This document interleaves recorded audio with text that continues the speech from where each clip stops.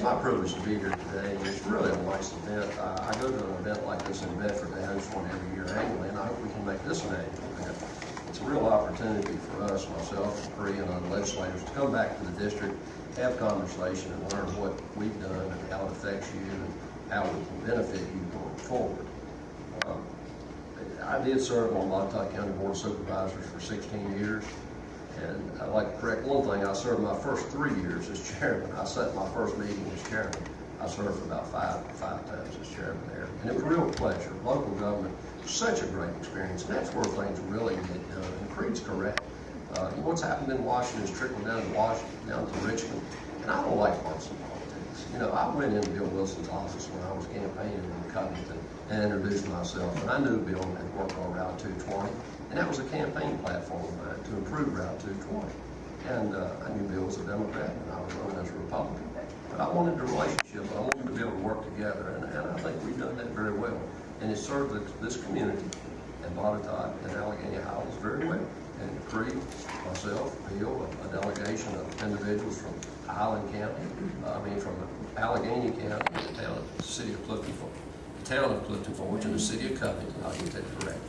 Drove to Richmond in the midst of a huge snowstorm. We met with the governor. We explained the situation. The governor, as Cree said, was very receptive. The stars aligned on that project, folks. I'm telling you, it really come together. But it was a concerted effort. And before I went to Richmond, I went to Salem and sat down with Rob Carey and William Franklin, because I had made that a platform of mine that I wanted to try to accomplish and get something done. And Rob Carey said to me, he said, "Terry, you're not going to get $400 million. It's just not going to happen. That's the cost estimate to improve Route 220. And he said, I said, well, Rob, what can we do? And William acknowledged the concern, the need, and they said, let us take a look at it. And they came back with a $150 million fix. 2-lane, 10-foot shoulders, 3 lanes through Dudley Stretch. I said, okay. I went back, I called my friend Bill Wilson. I talked to Bill. Bill didn't swallow it too well, but he took it. And we moved forward with that. We sat in front of the governor, and Aubrey had been briefed on it. Aubrey Lane, Secretary of Transportation, Charlie Kirkpatrick, Commissioner of Highways. And, we sold that deal, and it was important. Part of the reason we sold it was Route 220 has 3 times higher fatalities than any other primary highway in the state of Virginia. 3 times. So that, their antennas went up. We got their attention. They came here. We rode the road. Aubrey Lane is a great commissioner, Secretary of Highways. He attended every CTB board meeting in the Commonwealth of Virginia. He had Charlie there, he had Jennifer Mitchell there. We had the opportunity. I drove to Harrisonburg, Bill Wilson, Mayor of Clifton Forge, Mayor of Covington, Tom, others, John Strutter, and we addressed the CTB board in Harrisonburg, same district, about the need for those improvements. Steve Bennett was there, was your chairman of the Board of Supervisors. We were persistent. We did not concede. We went to the meeting in Northside High School in Roanoke, and that's where Aubrey stood up and said, these people have demonstrated the need, the funding is going to be there, and you're going to get the funding. We got $78 million. I talked to Rob Carey immediately after July 1. He said, Terry, we're moving forward on the project. We're going to start immediately. I called Secretary Lane, thanked him for that appropriation. His comment to me was, Terry, you're going to get the full $150 million. We're going to see this project through. Folks, that's great. That is great. That's the best thing that's ever happened to Botetourt, Allegheny County in the past 50 years, in my opinion. It opens up a lot of doors, a lot of opportunity. Now, at the CTB board meeting in Northside High School in Roanoke, a constituent in Botetourt County, Richard Thompson, came forward and said, I'd like for you to consider 4-laning through Dudley Stretch versus 3-lane. After the appropriation was put in place on July 1, I called Rob Carey, and I said, Rob, it makes a lot more sense for us to 4-lane versus 3-lane. We can eliminate the potential for head-on collisions. He said, Elliot, if we can do it for $150 million, we'll 4-lane through Dudley Stretch. So that's a possibility. And I don't know, Bill, that I've told you that, but that's a possibility that we may receive, and hopefully that will be the case. It will greatly enhance the safety, greatly enhance it. Plus, it's a middle segment of that expansion that will allow us to grow the 4-lane, as we all have expressed our interest in doing. Cree is right. We will accept $150 million, but we're not going to concede what we really want, and that's a 4-lane highway. However, there are only 6,300 vehicles a day on that road. Doesn't really qualify for a $150 million investment from the Commonwealth, but we got it. So a lot of people to be thankful for that. So listen, I give people in the room a round of applause right now. A lot of people in this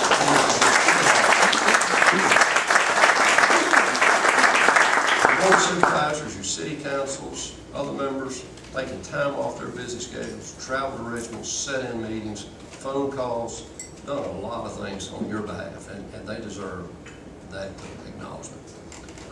You know, I'm a rookie. I don't have the baggage that Cree has in Richmond. Cree's been there a long time, 23 years. He's younger than me, but you know, he's had a lot more experience. But I had what I consider to be a great first session. Now, I wasn't intimidated by the process. I felt very comfortable. I was received well. Had a great office on the 4th floor, overlooking Broad Street and Library of Virginia. You know, I just felt very comfortable in my skin there. I was appointed to 2 committees, cities, counties, and towns, and transportation.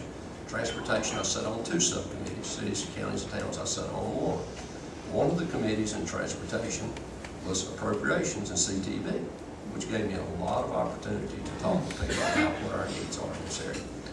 Interstate 81 in Botetourt County, between exit 162 and 168. You probably see on the news all the time, multiple fatalities, a lot of accidents, detouring traffic.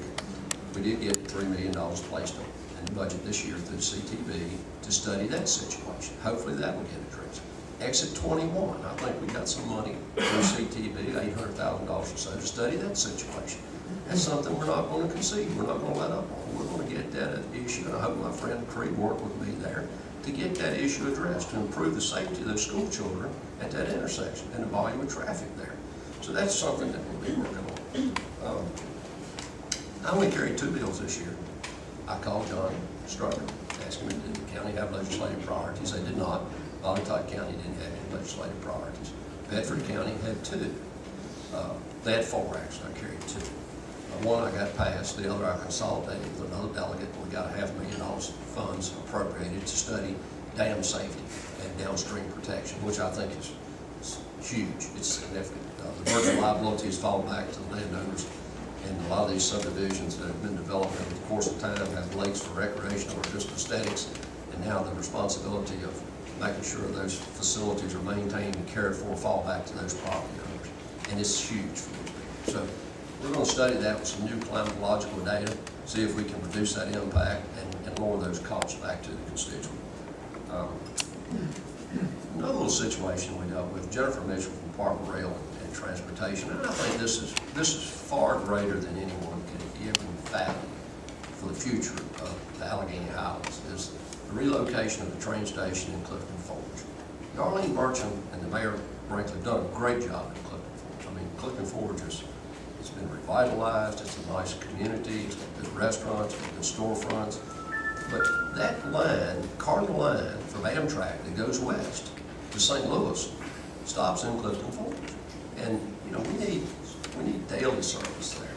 But first off, we need a modern facility, passenger station that people can use. Jennifer Mitchell and I had multiple conversations. She sent an individual to Clifton Forge. She looked at that facility. We determined that we didn't have a secure lease from CSX. My office wrote a letter to CSX in Jacksonville. Jennifer Mitchell wrote a letter to CSX, and I understand from the mayor that's why Darlene's not here today. There's someone from CSX there looking at that situation today. Hopefully, if we can get a long-term lease, I feel very comfortable that we'll get the $200,000 appropriation that we've asked for from Jennifer Mitchell, Department of Transportation, to build a platform and to enhance the operation, the Amtrak stations into the new facility that the town has, the little museum there, and make that the station.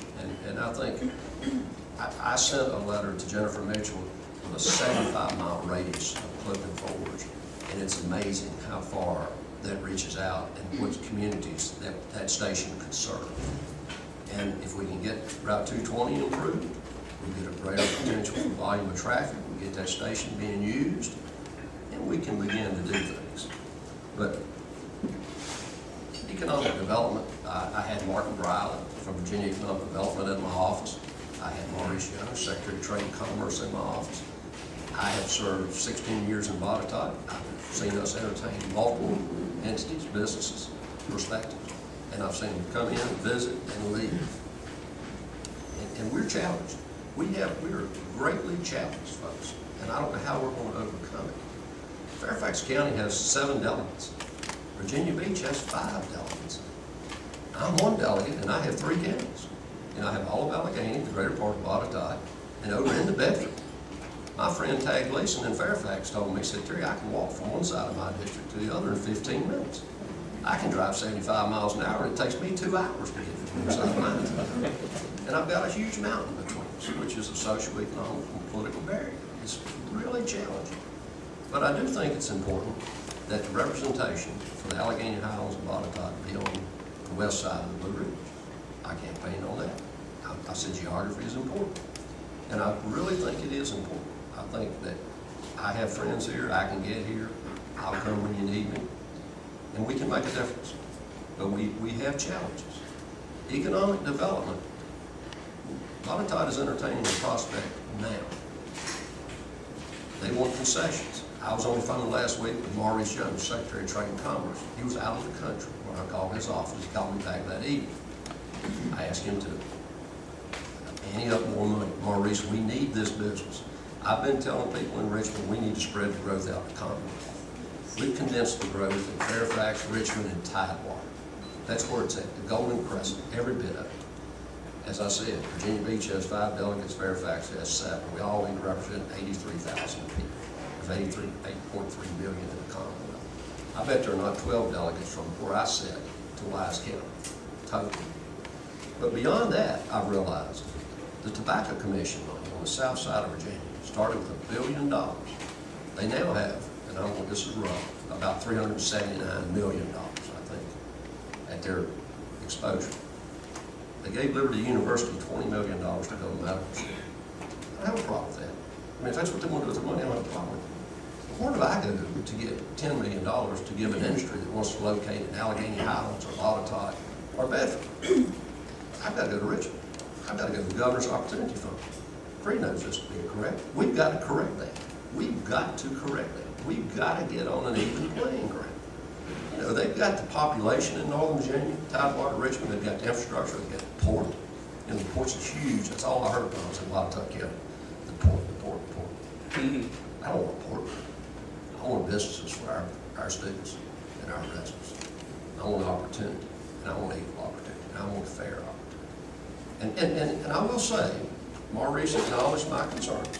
He called me back, and he said, Delegate, we're going to address it, and we're going after this industry. And I thank him for that.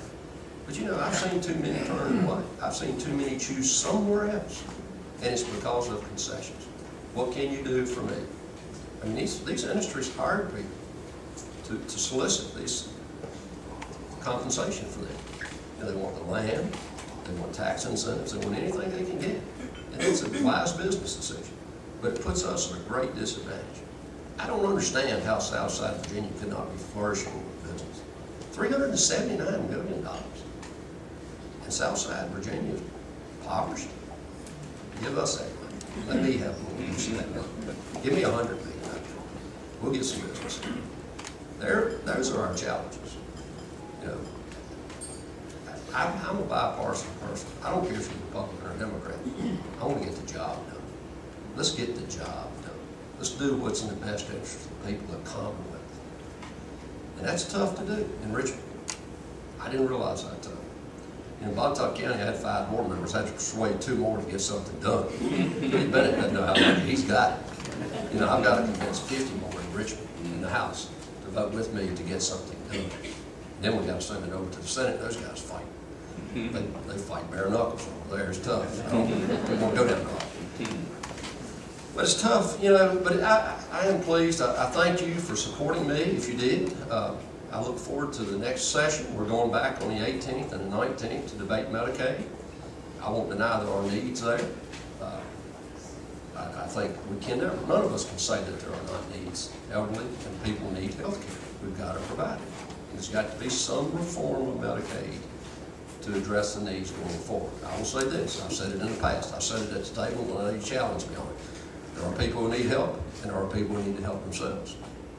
We've got to address it. Money's not free. Never seen anybody spend themselves out of a deficit. Can't do it. Doesn't work that way. We've got to have revenue. We've got to grow the tax base in the Commonwealth. We've got to do that. And if we spread the growth out in the Commonwealth, will give us some of those industries and some of those jobs that are pouring into Northern Virginia and Tidewater and Richmond. We'll see lifestyle change here. We'll see benefit. And that's what my desires are. That's what I want to see. If I can't get it done, someone else needs to take my seat, because I'm not doing my job. That's about all I have.